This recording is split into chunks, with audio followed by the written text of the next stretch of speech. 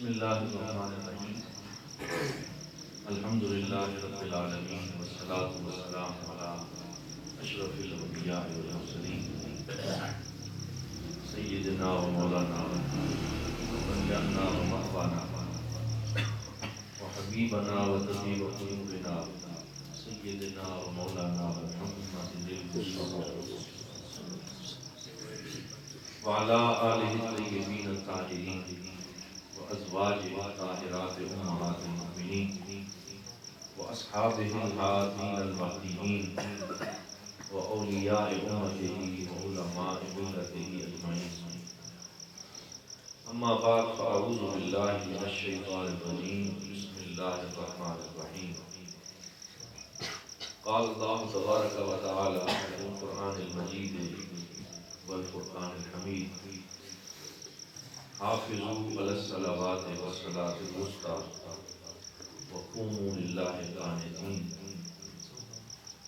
وقال في مقام آخر: أقم الصلاة لدلوك الشمس إلى غسق الليل وقرآن الفجر إن قرآن الفجر كان مشهودا.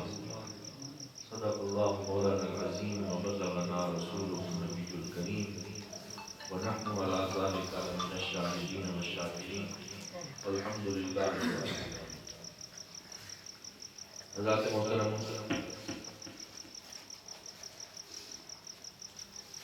اور بالخصوص اس مسجد کے امام جناب حضرت علامہ ثناء اللہ صاحب، حضرت علامہ مولانا ملک جاوید صاحب، حضرت علامہ مولانا طیب عثمان صاحب اور دیگر تمام برادران اسلام، ایک دفعہ سارے مل کے حضور کی بارگاہ میں درود پاک پڑھ لیجیے. الصلاۃ والسلام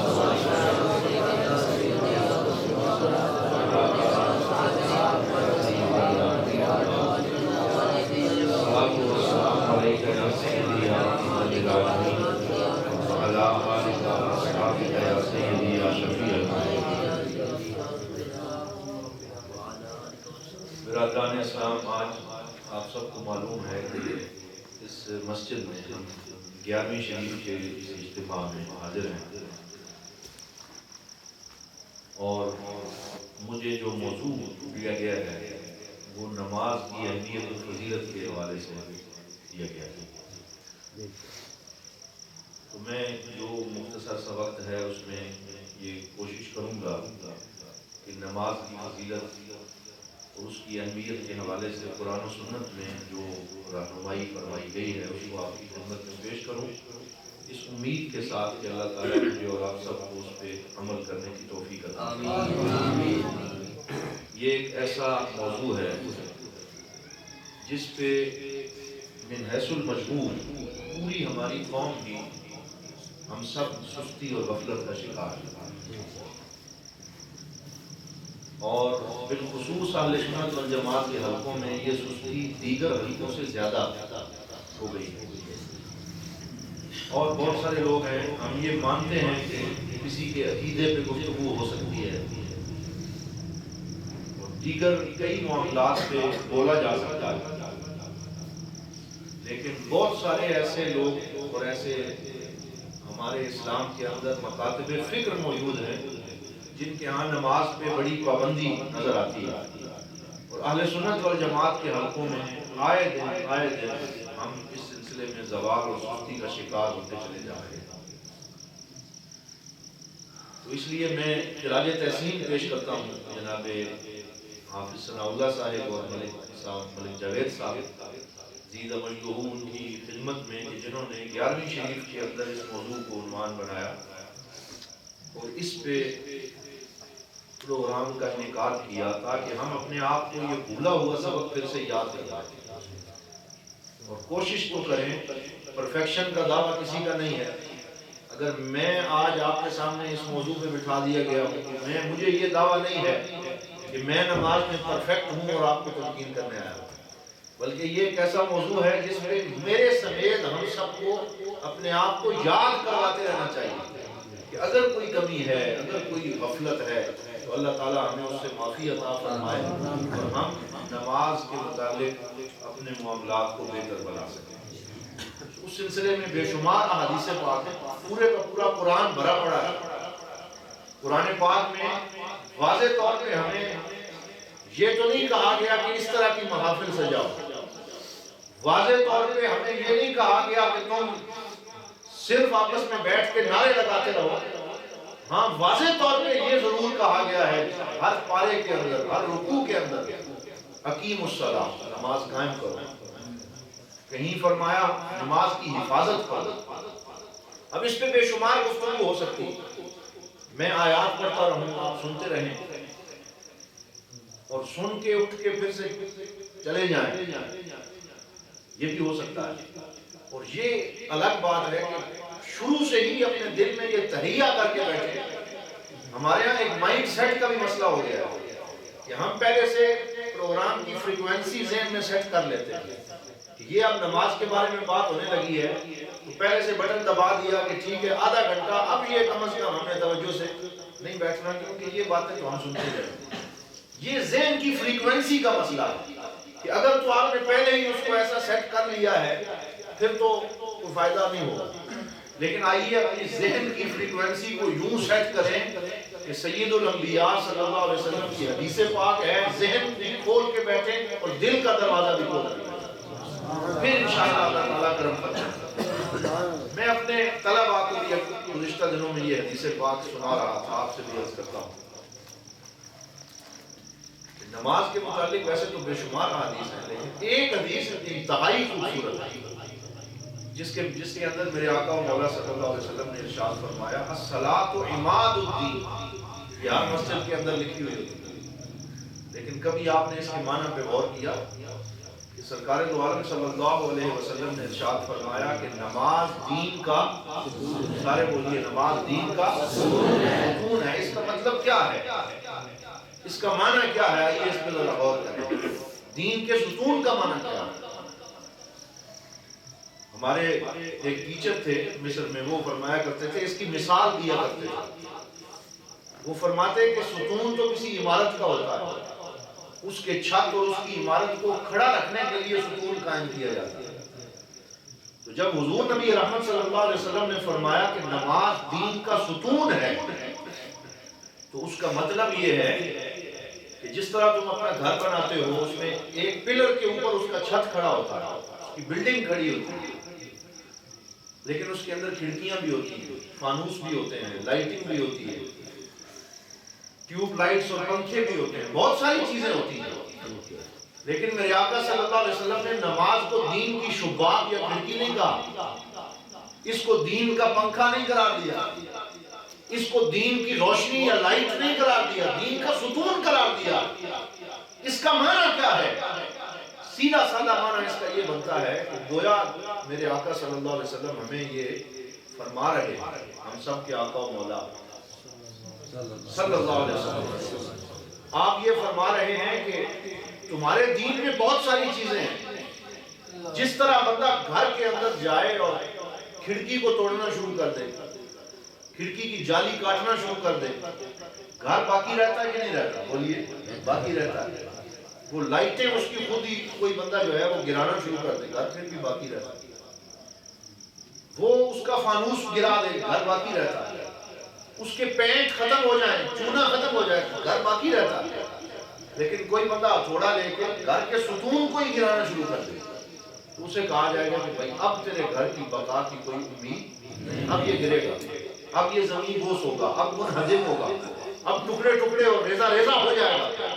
تو جو بندہ ستون کو گرانا شروع کر دے پھر آپ سمجھ جائیں کہ یہ اس گھر کو چاہتا ہی نہیں، اس کو اس گھر کی ضرورت ہی نہیں ہے۔ بلا تشبیہ و بلا تمثیل، جب سرکار نے یہ فرمایا کہ الصلاۃ عماد الدین، کہ نماز دین کا ستون ہے، گویا دین کی ایک عمارت کھڑی ہے اور وہ ایک ستون پہ کھڑی ہے۔ فرمایا کہ اگر اخلاقیات میں کوئی کمی رہ گئی پھر بھی دین باقی رہے گا، اگر ڈیلنگ اور معاملات میں کوئی کمی رہ گئی پھر بھی دین باقی رہے گا، اگر تمہارے کسی اور لین دین کے مسئلے میں کوئی کمی رہ گئی دین باقی رہے گا۔ وہ کمی بعد میں پوری ہو سکتی ہے لیکن جس شخص نے نماز کا سلسلہ ہی ختم کر دیا اپنی زندگی سے، وہ نوجوان جس نے اپنی زندگی سے نماز کو بھلا دیا، اس کے بارے میں یہ سمجھ لو کہ گویا اسے دین اسلام کی ضرورت نہیں ہے، اس کو دین کی ضرورت ہی نہیں، وہ دین سے ہینڈز اپ کر چکا ہے، وہ دین سے منہ موڑ چکا۔ تو ایسے بندے کو سوچنا چاہیے کہ پھر کلمہ پڑھنے کا فائدہ کیا ہے۔ یہ اس حدیث پاک سے اندازہ ہوتا ہے کہ نماز کی کس قدر اہمیت میرے آقا مولا صلی اللہ علیہ وسلم نے ارشاد فرمایا یہ دین کا ستون ہے۔ ایک صحابی حضور کی بارگاہ میں حاضر ہوا اور حدیث میں یہ لفظ آئے ہیں کہ وہ صحابی کہتے ہیں کہ گناہ میں مبتلا ہوئے، اور گناہ ایسا تھا کہ کسی خاتون یا عورت کے ساتھ خلوت میں کوئی بڑا گناہ نہ کیا، صرف اس کے قرب میں بیٹھا کوئی بوس و کنار کر لیا، کوئی غلطی کر لی، اور اسے خیال آ گیا کہ میں نے کوئی غلطی نہیں کرنی، بہت بڑی غلطی پہلے ہی مجھ سے ہو گئی، وہاں سے دوڑا حضور کی بارگاہ میں حاضر ہوا، یا رسول اللہ قد اصبت من امرأۃ قبلۃ، یہ لفظ حدیث کے ہیں کہ میں فلاں خاتون ہے اس کے ساتھ بیٹھا اور مجھ سے یہ غلطی ہونے لگی تھی لیکن میں واپس آ گیا، لیکن میں پھر بھی بہت بڑا گناہ کر چکا ہوں، ایک غیر محرم عورت کے ساتھ بیٹھ چکا ہوں، کیا کوئی میری معافی ہو سکتی ہے؟ حدیث کے لفظ ہیں کہ سرکار دو عالم صلی اللہ علیہ وسلم کے چہرے کا رنگ سرخ ہو گیا اور آپ نے اپنا چہرہ موڑ لیا، وہ دوسری طرف سے آ گیا، پھر اس نے یہی بات کی، تو حضور نبی رحمت صلی اللہ علیہ وسلم نے اپنا چہرہ اس طرف فرمایا، کیونکہ آپ حیا والے نبی تھے اور حیا کے سرتاج تھے، ایسی بات سننا بھی گوارا نہیں کرتے تھے۔ وہ تیسری دفعہ پھر جب ایک طرف سے آیا، حضور گفتگو ہی نہیں فرما رہے، توجہ ہی نہیں دے رہے، اتنی دیر میں حضرت جبرائیل امین آسمان سے قرآن کی یہ آیت لے کے نازل ہوئی، اور وہ آیت کیا تھی؟ اقم الصلاۃ طرفی النہار وزلفا من اللیل، اور آگے اس میں ہے ان الحسنات یذہبن السیئات ذالک ذکریٰ للذاکرین، یہ آیت نازل ہوئی، اور اس کا معنی یہ تھا کہ یا رسول اللہ، اے میرے نبی، اے حبیب، آپ اس کی طرف توجہ نہیں کر رہے، یہ گناہگار آپ کا امتی ہے۔ حضرت جبرائیل نے کہا اللہ تعالیٰ نے یہ نسخہ دے کے بھیجا ہے، اسے کہیں اگر غلطی ہوئی گئی ہے نا اور اس کی معافی چاہتا ہے، سچے دل سے معافی لینا چاہتا ہے، تو اسے کہیں اقم الصلاۃ، نماز قائم کرے، طرفی النہار، دن کی دونوں کناروں پر، یعنی فجر کی اور مغرب کی، وزلفا من اللیل، اور عشاء اور تہجد کی نماز، یہ نمازیں پڑھے، کیا ہوگا؟ فرمایا ان الحسنات یذہبن السیئات، جب یہ نماز پڑھے گا، نماز اس کے سارے گناہوں کو بہا کے لے جائے گی، گناہ ختم کر دیے جائیں گے، گناہ دھل جائیں گے، اور یہ اس طرح پاک ہو جائے گا جیسے بیٹا اپنی ماں کے کوکھ سے جنم لیتا ہے۔ جب سرکار نے اسے یہ آیت پڑھ کے سنائی، خوش ہوا اور اس نے کہا یا رسول اللہ کیا یہ صرف میرے لیے ہے؟ فرمایا بل للامت کلھا، فرمایا تیرے لیے نہیں ہے، یہ قیامت تک آنے والی میری ساری امت کے لیے، جس سے گناہ ہو جائے وہ پھر مصلی پہ کھڑا ہو، وہ اچھا وضو کرے، وہ نماز پڑھے اور توبہ کرے، اللہ تعالیٰ اس کے گناہ بھی معاف کرے گا اور اسے راہ استقامت بھی عطا کرے گا۔ اب یہ ایک طویل گفتگو ہے، حدیث اس پہ بے شمار، لیکن میں آج جو بات آپ سے اس تمہید کے بعد عرض کرنا چاہتا ہوں وہ یہ ہے کہ جو لوگ تو نماز پڑھتے ہی نہیں ہیں اور اصرار کر رہے ہیں نماز کے ترک پر، وہ یاد رکھیں کہ ایک ہے کبھی کبھی کسی سے نماز کا چھوٹ جانا، اس کی معافی ہے کہ وہ انسان توبہ کرے اور پھر سے، لیکن جو بندہ اصرار شروع کر دے نماز چھوڑنے پر، اس کے دل پہ مہر لگا دی جاتی ہے اور پھر بہت مشکل ہو جاتا ہے اس کا اسلام کی طرف لوٹ کے آنا۔ ایسے بندے کو بھی فوراً توبہ اور استغفار کرنی چاہیے۔ ایک بزرگ کے بارے میں نے ایک جگہ پڑھا کہ وہ ایک نوجوان سے نماز کا کہہ رہے تھے، وہ نوجوان اس سے کہہ رہا تھا کہ میں بابا جی کیا کروں، میں نماز میں کھڑا ہوتا ہوں، میری توجہ کہیں اور ہو جاتی ہے، توجہ قائم ہی نہیں رہتی، میں بازار کا سوچنے لگتا ہوں، توجہ کہیں اور چلی جاتی ہے۔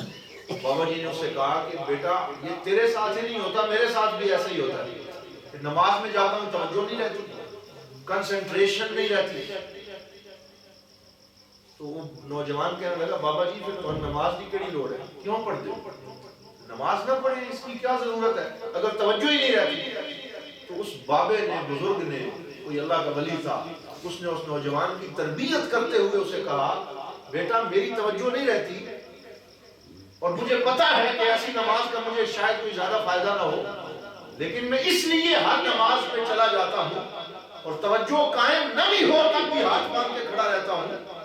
وجہ یہ ہے کہ جب کوئی امتحان دینے کے لیے جائے اور کلاس میں بیٹھا ہوا ہو تو جو کلاس میں غیر حاضر رہے، حاضری ہی نہ دے اور رجسٹر میں اس کی ایبسینٹ روز لگتی رہے، غیر حاضر ہے غیر حاضر ہے، تو پھر وہ امتحان میں بھی پاس نہیں ہوتا اور محبوب کی اور استاد کی نگاہوں میں بھی پاس نہیں ہوتا۔ لیکن وہ بندہ جو نالائق ہو، جس کی توجہ سبق میں نہ رہتی ہو، وہ کلاس میں روز اپنی حاضری لگواتا رہے، اس کی مسلسل حاضری کی وجہ سے استاد اس پہ شفقت کر ہی دیتا۔ اس نے کہا مجھے پتہ ہے میری توجہ نہیں رہتی، لیکن میں اس کریم کی بارگاہ میں اپنی حاضری ضرور لگواتا ہوں، میں حاضری لگوانے آتا ہوں۔ اور جب انسان مسلسل یہ حاضری لگواتا رہتا ہے، اللہ تعالیٰ اس کی برکت سے اسے توجہ بھی عطا فرماتا ہے، پھر آہستہ آہستہ اس کی توجہ قائم ہو جاتی ہے۔ اس موضوع کے اوپر میں آپ سے یہ عرض کرنا چاہتا ہوں کہ نماز کو کس طریقے سے پڑھا جائے۔ میں وضو سے شروع کروں گا، جیسے جیسے نماز مسائل آپ کو پتا ہے، میں فقہی مسائل نہیں بیان کروں گا، میں یہ عرض کرنا چاہتا ہوں کہ وضو سے لے کے سلام تک نماز کے معنی کو سمجھنا کس طرح ہے۔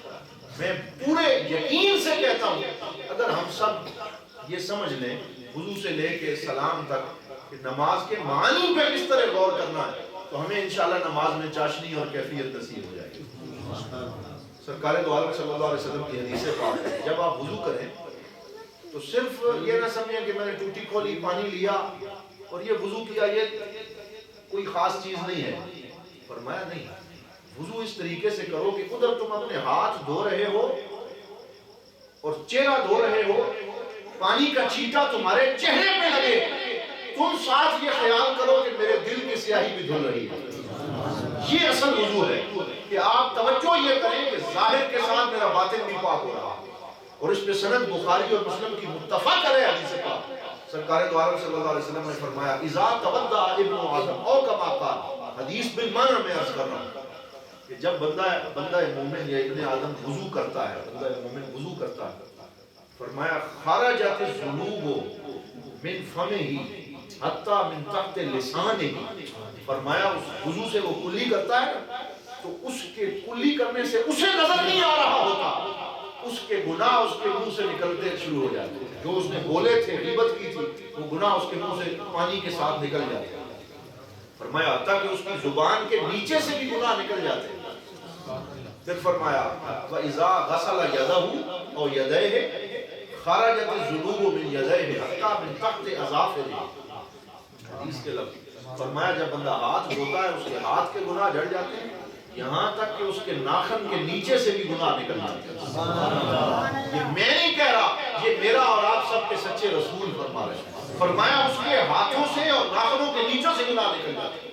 جب چہرہ دھوتا ہے چہرے کے گناہ دھل جاتے ہیں، اور جب وہ پاؤں دھوتا ہے پاؤں کے گناہ دھل جاتے ہیں۔ وضو سے اس کا ظاہر بھی پاک ہو رہا ہوتا ہے، کہیں اس کا باطن بھی پاک ہو رہا ہوتا ہے۔ اگر اس طریقے سے انسان وضو کرے کہ ساتھ یہ توجہ رکھے کہ اللہ تعالیٰ مجھے ظاہری اور باطنی طہارت عطا فرما، اور اس پہ حدیث پاک ہے۔ سرکار دو عالم صلی اللہ علیہ وسلم نے صحابہ سے پوچھا، مشہور حدیث ہے، نماز کی اہمیت یاد دلاتے ہوئے کہ اگر تمہارے گھر کے سامنے سے ایک نہر گزر رہی ہو اور تم دن میں 5 مرتبہ اس نہر میں غسل کرو تو کیا تمہارے بدن میں کوئی نجاست باقی رہے گی؟ صحابہ نے عرض کیا یا رسول اللہ کوئی نجاست باقی نہیں رہے گی، ظاہری نجاستیں دور ہو جائیں گی۔ حضور نبی رحمت سب کہیں صلی اللہ علیہ وسلم نے فرمایا جس طرح انسان 5 دفعہ کسی نہر میں جا کے غسل کرے اس کے جسم پہ کوئی نجاست نہیں رہتی، فرمایا جو بندہ دن میں 5 مرتبہ وضو کر کے نماز پڑھے اس کے باطن اور اس کے دل میں کوئی نجاست نہیں رہتی، اللہ تعالیٰ اس کی باطنی نجاستیں بھی دور فرماتا ہے۔ یہ تو ہے وضو کا پروسیس، اور اس پہ یہ بھی یاد رکھیں کہ کتنا بڑا انعام کا وعدہ ہم سے کیا گیا ہے، ہم وضو کرتے ہی نہیں، اور وضو کرتے بھی ہیں تو اس پہ توجہ ہی سے کرتے ہیں کہ جان چھڑانے کے لیے توجہ ہی وضو پہ نہیں ہوتی۔ اگر آج آپ صرف ایک بات میری گفتگو سے سیکھ کے چلے جائیں کہ جب وضو کریں تو اس توجہ سے کریں کہ میرے گناہ دھل رہے ہیں، اور یہ میرے آقا نے میرے ساتھ وعدہ کیا ہے، آپ کچھ ہی دنوں میں اپنے وضو میں کیفیت محسوس کرنے لگے، ایک ذوق آنا شروع ہو جائے۔ سرکار دو عالم صلی اللہ علیہ وسلم نے فرمایا جب میں قیامت کے دن جاؤں گا، میری امت کروڑوں اور اربوں کے ہجوم کے اندر میں اس کو کیسے پہچانوں؟ یہ بخاری شریف کی حدیث ہے۔ کیسے پہچانوں؟ یا رسول اللہ آپ کیسے اپنی امت کو پہچانیں گے؟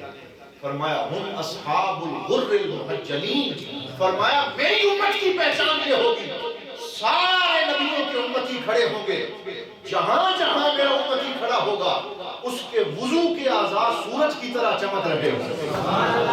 جہاں جہاں وہ وضو کرتا تھا، اس کا ماتھا، اس کا چہرہ، اس کے پاؤں، اس کے ہاتھ، جہاں جہاں وضو کا پانی لگتا تھا، غر المحجل کہتے ہیں ایسا کالا گھوڑا، ایسا گھوڑا جس کی پیشانی سفید ہو، جس کا ہاتھ سفید ہو۔ اگر 1000 گھوڑا کھڑا ہو اور اس میں سے 10 گھوڑے ایسے کھڑے ہوں، 1000 گھوڑے کے اندر جس کی پیشانی کے بال سفید ہیں، آپ جانتے ہیں، یا اس کا ہاتھ سفید ہے، آپ پہچان لیں گے کہ نہیں؟ 1000 کے ہجوم میں، لاکھوں کے ہجوم میں پہچانے جائیں۔ حضور نے یہ مثال دی، فرمایا جس طرح کالے گھوڑوں میں سے سفید نشان والے گھوڑے پہچانے جاتے ہیں، اس طرح ساری امتوں میں سے مجھ محمد کا امتی پہچانا جائے۔ میں اس کو قیامت کی بھیڑ میں بھی نماز اور وضو کی برکت سے پہچانوں۔ جس نے وضو کرنا ہی نہیں، جس نماز سے نیڑے جانا ہی نہیں، پھر اس کو قیامت کے دن یہ اصحاب الغر المحجلین والی فضیلت کیسے حاصل ہو سکتی ہے؟ ذرا آگے چلیں۔ جب انسان وضو کر کے تکبیر تحریمہ میں کھڑا ہو تو ایک تو یہ ہے کہ ایسے اللہ اکبر کہا اور نماز شروع کر دی بغیر توجہ کے، اور ایک یہ ہے کہ آپ نے کہا اللہ اکبر، تکبیر تحریمہ کہی۔ تکبیر تحریمہ جب کہنی ہو، یہاں تو پتہ ہے کہ قبلہ یہ ہے، لیکن اگر آپ مسجد کے باہر نماز پڑھ رہے ہیں، آپ ڈھونڈتے ہیں کہ قبلہ یہاں ہے یا تھوڑا سا ادھر ہے یا ادھر ہے، ڈائریکشن متعین ہوتی رہتی ہے، اور جب صحیح پتہ چلے تب مصلی ڈالتے ہیں کہ اب پتہ چلا کہ ادھر ہے۔ کوئی کہتا ہے تھوڑا سا ادھر کر لو، اور پھر ہم نماز شروع کرتے ہیں۔ اس میں بھی باطنی کیفیت کو ملحوظ رکھنا چاہیے کہ جب انسان قبلے کی طرف قبلہ ڈھونڈ رہا ہو نا، جسم کا، اور تکبیر تحریمہ کہے اور جسم کا قبلہ کعبۃ اللہ کو بنائے، ساتھ اپنے دل کی بھی نیت کرے کہ میرے چہرے کا قبلہ کعبۃ اللہ ہے اور میرے دل کا قبلہ بھی کعبۃ اللہ ہے۔ یہ تکبیر تحریمہ کی نیت، جس کو صوفیاء نے بیان کیا کہ اپنے تکبیر تحریمہ میں دل کا قبلہ، ایسا نہ ہو کہ منہ تو اس کا خانہ کعبہ کی طرف ہے اور دل کا منہ پیچھے کہیں بازار کی طرف اور کہیں اور ہے، بلکہ اپنے دل کا رخ بھی خانہ کعبہ کی طرف ہے۔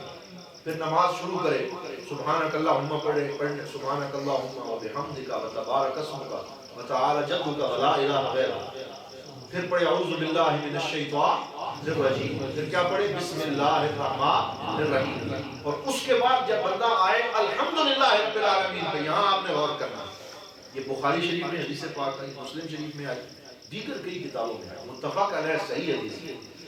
سرکار دو عالم صلی اللہ علیہ وسلم نے فرمایا جب بندہ الحمدللہ رب العالمین کے مقام پہ پہنچتا ہے، وہ اللہ تعالیٰ سے گفتگو کر رہا ہوتا ہے اور اللہ تعالیٰ کی ذات اس سے ہم کلام ہوتی ہے، اور اس کے ہر جملے کا جواب اسے سنائی نہیں دے رہا ہوتا، لیکن اللہ کی بارگاہ سے آ رہا ہوتا۔ اب وہ جواب بھی حضور نے ہمیں بتا دیا، اور حضرت عبداللہ ابن عمر نے جب یہ حدیث سنی نا، صحابہ کہتے ہیں کہ جب وہ جماعت کراتے تو وہ الحمدللہ رب العالمین کہنے کے بعد تھوڑی دیر خاموش ہو جائے، الرحمن الرحیم کہنے کے بعد پھر تھوڑی دیر خاموش ہو جائے۔ تو صحابہ پوچھتے بھائی عبداللہ ابن عمر تم ایسا کیوں کرتے ہو؟ فرمایا تم نے حضور سے سنا نہیں کہ اللہ کا جواب آتا ہے، میں جواب سننے کا انتظار کرتا ہوں۔ اس ذوق سے نماز پڑھتے تھے، تو وہ جواب آپ کو پتہ تو ہونا چاہیے۔ ہمارے ہاں اکثر لوگوں کو نماز کا معنی ہی نہیں آتا۔ نماز کا معنی تو زندگی میں یاد کرو کہ جو اللہ رب العزت کا پیغام ہے ہمارے لیے جو ہم نے پڑھنا ہے۔ آپ نے کہا الحمدللہ رب العالمین، ساری تعریفیں کس کے لیے ہیں؟ سارے جہانوں کا پالنے والا، سارے جہانوں کا رب ہے۔ جب بندہ یہ کہتا ہے، حضور نے فرمایا آسمان سے اللہ تعالیٰ کی آواز آتی ہے، حمدنی عبدی، اللہ کیا فرماتا ہے؟ حمدنی عبدی، میرے بندے نے میری حمد بیان کی، میرے بندے نے بولیے میری حمد بیان کی۔ کسی کو اللہ تعالیٰ یہ جواب دے، حاضری لگ رہی ہے کہ نہیں لگ رہی؟ آپ الحمدللہ رب العالمین کہہ رہے ہیں، اللہ حاضری لگا رہا ہے کہ میرے اس بندے نے میری حمد بیان کی۔ پھر بندہ کہتا ہے الرحمن الرحیم، اللہ فرماتا ہے مجدنی عبدی، میرے بندے نے میری بزرگی بیان کی۔ پھر بندہ کہتا ہے مالک یوم الدین، اللہ قیامت کے دن کا مالک ہے۔ اللہ تعالیٰ فرماتا ہے اسنا علی عبدی، میرے بندے نے میری ثنا بیان کی۔ آپ کے ہر جملے کا جواب آ رہا ہے۔ یہ تین جواب تو حمدنی عبدی و مجدنی عبدی و اسنا علی عبدی، بندے نے میری تعریف کی، میری ثنا کی، میری بزرگی بیان کی۔ پھر جب آپ اس مقام پہ پہنچتے ہیں ایاک نعبد و ایاک نستعین، اے اللہ ہم تیری ہی عبادت کرتے ہیں اور تجھ سے ہی مدد مانگتے ہیں۔ اللہ تعالیٰ فرماتا ہے ھذا بینی و بین عبدی، پہلے تین جملے تو بندے نے میرے لیے کہے، یہ چوتھا جملہ میرے اور میرے بندے کے درمیان آدھا آدھا، یہ جواب اللہ کی طرف سے آتا ہے۔ ایاک نعبد، یہ میرا حصہ ہے کہ بندہ کہہ رہا ہے ہم تیری عبادت کرتے ہیں، و ایاک نستعین، یہ بندے کا حصہ ہے کہ بندہ مجھ سے مدد مانگ رہا ہے۔ اللہ فرماتا ہے وَلِعَبْدِي مَا سَأَلَ، اے میرے بندے تجھے خوشخبری ہو، اب جو کچھ تو مانگتا جائے گا میں تجھے دیتا چلا جاؤں گا۔ وَلِعَبْدِي مَا سَأَلَ، اب بندے کے لیے دعا کا دروازہ اللہ کھول جاتا ہے، اب مانگ جو مانگنا، اب میں تجھے دینے کے لیے تیار ہوں۔ اگر آپ الحمد شریف اسی ذوق سے پڑھیں کہ میرا رب مجھے جواب دے رہا ہے، صرف الحمد شریف اسی بھی کر لیں، تو یہی آج کے اس پروگرام کا مقصد ہے۔ جب آپ نے کہا ایاک نعبد، اللہ نے کہا یہ میرا حصہ ہے، و ایاک نستعین، اور ہم تجھی سے مدد مانگتے ہیں، یہ کس کا حصہ ہے بولیے؟ اللہ کا حصہ ہے، یہ اللہ کی طرف، اللہ بندے کا حصہ۔ اللہ فرماتا ہے اب بندہ مجھ سے مانگے میں اسے عطا کروں۔ جناب ماسٹر محمد یوسف، حافظ محمد یوسف صاحب ہمارے میرے بڑے پرانے کرم فرما ہیں۔ جب میں یہاں پڑھتا تھا میں خطاطی سیکھنے میں بھی ان کے پاس جایا کرتا تھا، بڑی پرانی یادیں ہیں۔ اللہ تعالیٰ ان کو عمر خضر عطا فرمائے، وہ سلامت رکھیں، بڑے ہی نستعلیق اور خوبصورت انسان ہیں۔ اللہ تعالیٰ ان کی اور ان کے گھرانے کو برکتیں عطا فرمائے۔ میں کیا عرض کر رہا تھا، اللہ فرماتا ہے یہ میرے اور میرے بندے کے درمیان، اور اب مانگ اے بندے جو تو مانگنا چاہتا ہے۔ پھر بندہ مانگنا شروع کرتا ہے اہدنا الصراط المستقیم، اے اللہ مجھے سیدھا رستہ دے دے۔ اب مانگنے کی باری میں مانگتا ہوں اہدنا الصراط المستقیم، مجھے سیدھا رستہ دکھا۔ کون سا رستہ؟ صراط الذین انعمت علیہم، جن پہ تو نے انعام کیا ان کا راستہ، غیر المغضوب علیہم ولا الضالین، بھٹکے ہوں کا یا گمراہوں کا راستہ نہ دینا، مجھے سیدھے اور اچھے ان انعام یافتہ لوگوں کا راستہ دینا جو تیرے نبی ہیں، جو صدیق ہیں، جو شہداء ہیں، جو صالحین ہیں۔ یہ بندہ دعا ہر نماز میں بار بار مانگتا ہے اور اس کا رابطہ اپنے مالک کے ساتھ جڑا ہے۔ پھر بندہ کوئی قرآن کی آیت، 3 سورتیں، 3 آیتیں یا ایک بڑی آیت یا 3 چھوٹی آیتیں پڑھتا ہے، اس میں آپ قل هو اللہ احد ہی پڑھیں، بہت اچھی بات ہے، قل هو اللہ احد اللہ الصمد۔ جس کو اور کچھ نہیں آتا وہ ہر رکعت میں قل هو اللہ احد پڑھتا رہے، اللہ اس کی نماز بھی قبول کر لیتا ہے۔ یہاں میں آپ کو ایک حدیث پاک نوٹ کرتا ہوں، بڑی مشہور، اور مجھے یہ حدیث بڑی پیاری لگتی ہے، جب بھی پڑھتا ہوں ایمانی ذوق تازہ ہوتا ہے۔ میرے آقا صلی اللہ علیہ وسلم نے ایک اپنے غلام صحابی کو مسجد قباء کا امام بنا کے بھیجا۔ مسجد قباء جو مدینہ شریف گئے ہیں وہ جانتے ہیں کہ وہ پیدل چلیں تو آدھے گھنٹے کی مسافت پہ ہے، مدینہ پاک کی حدود سے باہر ایک ڈیرا تھا، ایک محلہ تھا، وہاں اسلام کی پہلی مسجد تعمیر ہوئی، تو سرکار دو عالم صلی اللہ علیہ وسلم نے امام بنا کے مسجد قباء کا اپنا ایک صحابی بھیج دیا۔ اور یہ وہ مسجد ہے جس کے بارے میں سرکار نے فرمایا من توضأ فاحسن الوضوء ثم اتى مسجد قباء وصلى فيه ركعتين فكان له ثواب عمرة تامة۔ فرمایا میرا وہ امتی جو مدینہ پاک میں آئے، اچھی طرح وضو کرے،